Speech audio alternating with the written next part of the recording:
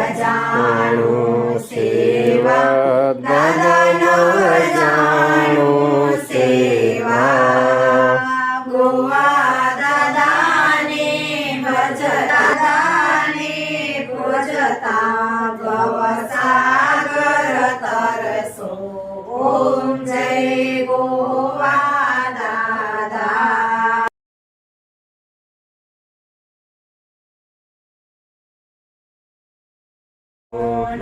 નવજાણું સેવા દાદા નવજાણું સેવા ગોવા દાદાને ભજતા ગોવા દાદાને ભજતા ભવસાગર તરસો ઓમ જય ગોવા દાદા.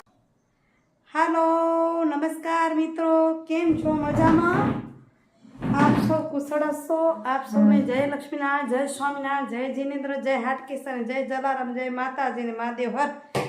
મિત્રો, 11:30 વાગી ગયા છે. આજે સવારે વિડીયોની શરૂઆત ન કરી, ગયા તો દવાખાને, હમણાં જ આવી પાછી, વિચાર્યું વિડીયોની શરૂઆત તો કરીએ. થાકી ગયા, કામ કાંઈ ન કરીને થાકી જઈએ, વિચારો બહાર જઈએ તો.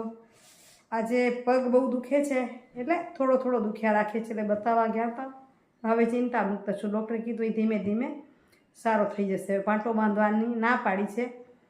પાટો બાંધવાથી નસો ઘણી સંકોચાઈ જાય છે એવું કહેતા હતા, એટલે પેક રહે. એટલે પણ હવે એક્સરેમાં કંઈ આવ્યું નથી, એટલે સારું છે. ધીરે ધીરે સારું થશે, તે કરશું. ગરમીના કારણે અને એક નજરના કારણે આંખોમાં તકલીફ થઈ છે. ચશ્મા બનાવવા પડશે, તો એ કરાવવા દીધા. રૂપિયા વાપરી આવ્યા, થાકી રહ્યા, આંખોના ટીપા લઈ આવ્યા. પણ આમથી થોડીક બેસું, પછી શાક રોટલી કરું. જમ્યાન બનાવી, આજે 14 છે. ચાલો રોટલી શાક બનાવી લઈએ. ચોખા ચણા પલાળી લો. ચણા પલાળ્યા નથી, સવારથી ફટાફટ ચણા પલાળી લો. આજે સાંજે બધાનું જમવાનું અહીંયા કરવું છે. તો ચાલો પહોંચીએ રસોડામાં જલ્દી અને કરીએ તૈયારી. સવારે ઉતાવળમાં કરીને કામને ભાગી હતી. જોકે ઝાઝા વાસણ ન હોય, મગ બાફીને ખાઈએ એટલે વાસણ ગોઠવી લઉં, ફટાફટ શાક રોટલી કરી લઉં. મિત્રો, વાગ્યો છે 1:30. શાક રોટલી જમી લીધું કે ખાઈ લીધું? બપોરનું રોટો કરી લીધો. જમી ઉકર્યા, ફ્રી થયા, ચણા ચોખા પલાળી લીધા. થોડીક વાર આરામ કરું, પણ એ પહેલાં વિચાર્યું કે સુવિચાર લઈ લઉં. આજના સુવિચારની વાત કરું તો, માણસ ખાલી એક જ વાતથી એકલો પડી જાય છે, જ્યારે એને પોતાના જ ખોટો સમજવા લાગે છે, મૂર્ખ સમજવા લાગે છે. ભલે આપણે મૂર્ખ ન કહીએ, પણ એની વાત પર વિશ્વાસ ન કરે. સાચો હોવા છતાં પોતાના લોકો, પારકા લોકો કરે ને ત્યાં સુધી માણસ એકલો ન પડે. કારણ કે જગતમાં બધા સરખા ન હોય એમ કહેવાય. પણ જ્યારે પોતાની વ્યક્તિ છે, શરૂઆત પોતાના ઘરથી થાય.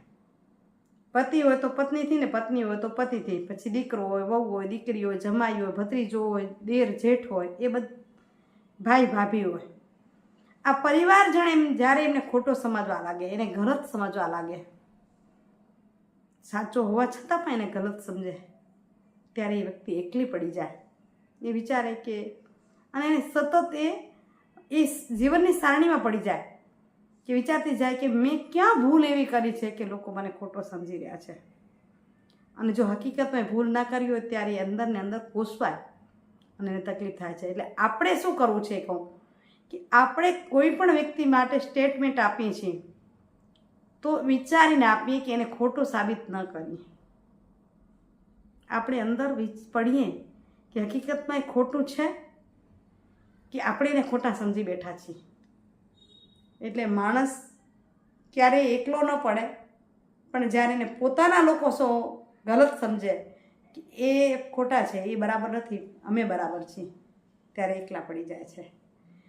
ચાલો મિત્રો, થોડીક વાર આરામ કરી લઉં, પછી આજે 14ની રસોઈ કરશું.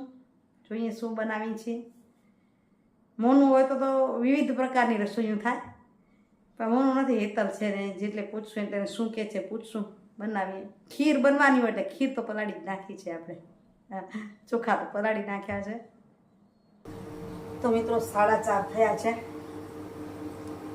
થોડી આનંદ લેતા લેતા કરીએ કામ. આજે 14 છે એટલે નિયાણી જમાડવાની થશે અને પરિવાર ભેગું થશે, હેતલબેન ને રસીલાબા અને બધા. તો અહીં ચોખા બપોરે પલાળી રાખ્યા હતા ખીર બનાવવા માટે. અહીં પાણી ગરમ થવા મૂક્યું છે, હવે એની અંદર નાખી દઉં ચોખા.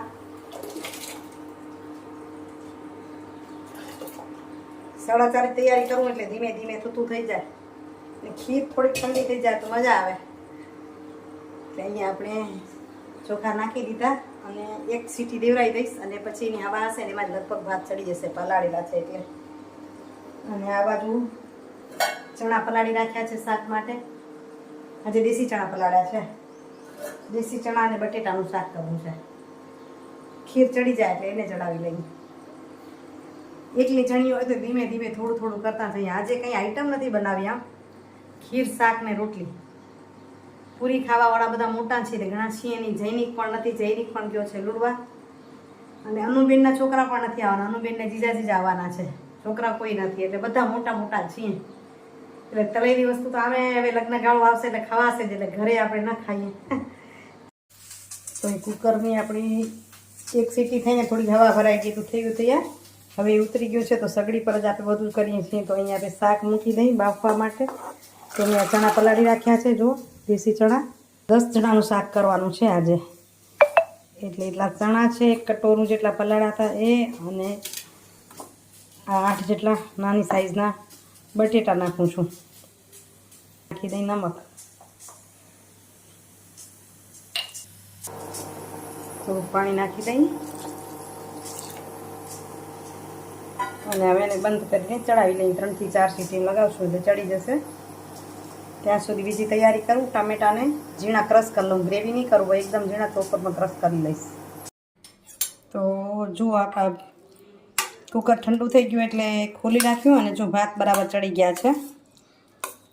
ખીર બનાવી તો ચોખા એકદમ મસ્ત ચડી જવા જોઈએ, કારણ કે દૂધમાં પછી એટલા સરસ ન ચડે. તો હવે એની અંદર દૂધ નાખી દઈએ અને પાછું ઉકાળી લઈએ.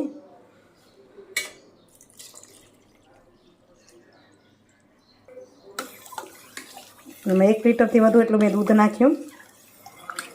200 ગ્રામ જેટલા ચોખા છે એમાં. હવે એને ઉકાળીને કઠણ થાય એટલે ઉકાળશું. હજી દૂધ છે, જરૂર પડશે તો નાખી લઈશું. પણ હવે એને ગેસ પર મૂકી દઈ સગડી પર. આને એટલું ઉકાળવાનું છે કે ઉકળીને એકદમ ઘાટી થાય અને આ દૂધ છે ને પેંડાની જ સ્મેલ આપે, એવું માવો બની જવું જોઈએ એમ. તો એ ખીર ખાવાની મજા આવે. પૂરું ઉકળી જશે એટલે પછી આપણે ખાંડ અને એલચી પાવડર ને નાખશું. ઉકળીને ઘટ થઈ ગઈ તો હવે નાખી દઈ સાકર એમાં.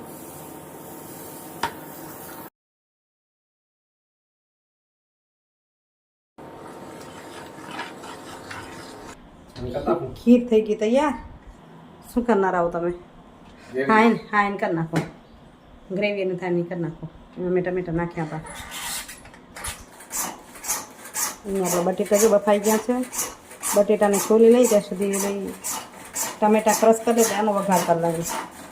આ બાજુ બટેટા છોલવાનું ચાલુ છે. અહીં મરચાં કપાઈ ગયા, ટમેટા ક્રશ કરી નાખ્યા. સાવ ગ્રેવી એને જાડું પણ નહીં એવા. શાકનો વઘાર કરી લઈ. વઘાર માટે જોઈએ મેં 2 ચમચીથી વધુ એટલું તેલ લીધું છે. તેલ ગરમ થઈ જાય એટલે નાખી રાઈ ફૂટી જાય એટલે નાખી જીરું, લીલા મરચાં, નાખી લીલો લીમડો.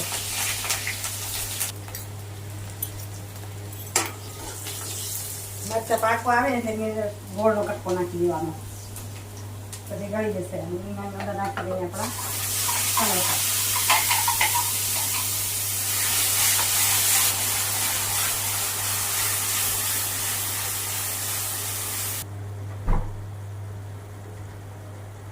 તો જો આપણા ટમેટા પાકી જવા આવ્યા છે. એની અંદર કરી લઈએ મસાલા. પહેલા તીખું મરચું નાખું, અડધી ચમચી કશ્મીરી લાલ મરચું, 2 ચમચી ધાણા પાવડર, અડધી ચમચી હળદર અને થોડીક અધૂરી ચમચી એટલો કિચન કિંગ મસાલો. અને બરાબર મિક્સ કરી લઈને મસાલામાં ચડી જાય હવે ચણા બટેટા બાફવામાં નમક નાખ્યું છે એટલે આના ભાગનું ગ્રેવીના ભાગનું નમક નાખશું.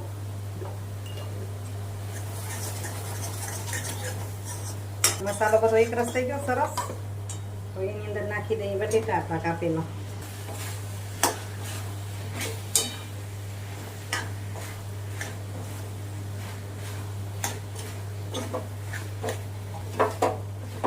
બરાબર એકદમ મિક્સ થઈ જાય બટેટા એટલે નાખશું ચણા. ચણા પાણી સાથે જ નાખી દઈશું કારણ કે આપણે લીલું શાક કરવું છે, કોરું શાક નથી કરવું. હવે એને મિક્સ કરી અને 5 મિનિટ માટે ચડવા દઈ દઈશું. તો આપણું શાક થઈ ગયું છે તૈયાર. જો ઉપર તર જેવું થાય ને તો સમજી લેવાનું શાક તૈયાર થઈ ગયું છે. ચાલો હવે બાંધી લઉં લોટ. જો હવે પરોઠા કરું છું, સાદા કે રોટલી કંઈક બનાવી લઉં.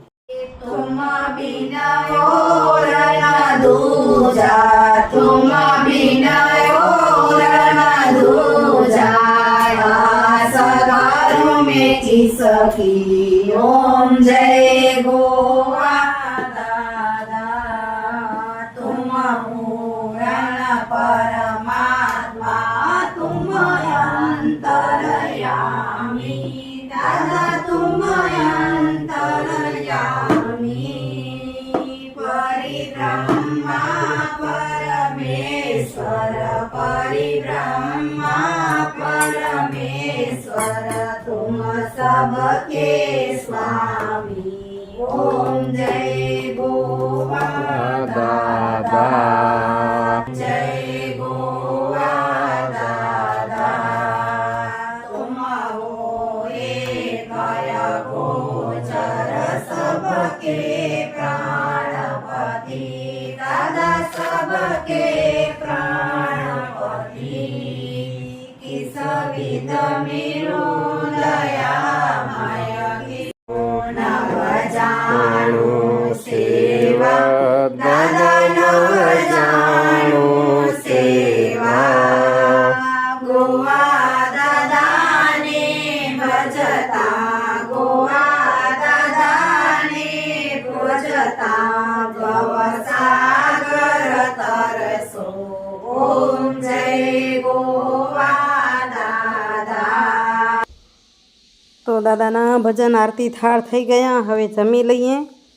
નિયાણીની સાથે અમે પણ બેસી ગયા જમવા. જમી લઈને પછી નિરાંતે રેણ થશે. પાતાણે જો દીદીને જમાઈની સાથે ભોજન.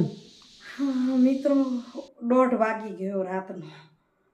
મેળાઓ કરતાં કરતાં હમણાં બધા ગયા ત્યારે બેઠા હતા ત્યારે વિડીયોનું એન્ડિંગ ન કર્યું. હવે વિચાર્યું શું છું પહેલાં વિડીયોનું કરી દઉં એન્ડિંગ. આજનો વિડીયો કેવો લાગ્યો? સારો જ લાગ્યો હશે આશા સાથે. આજ તમારી પાસે લઉં છું રજા. સારો લાગ્યો તો વિડીયો લાઈક શેર કરજો.